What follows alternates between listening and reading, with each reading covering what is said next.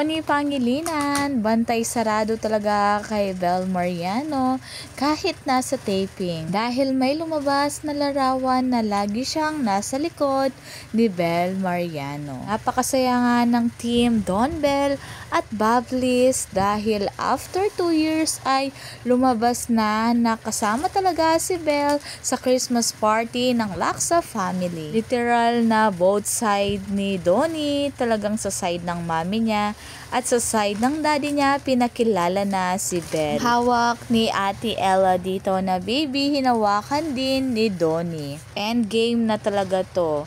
Hindi lang sila ma-public pero napaka-privacy nila, pero yung angkan nga nila ay sila na mismo ang nagsasabi na ang Don Bell ay real life. Ito ang sinasabi ni Donnie na nagbanding sila ni Bell nung time na nasa Union sila. Nagboxing pa kasama si Sneer. Mukhang sa next project ng Don Bell ay kaibigan ni si Sneer, si Bell Rito.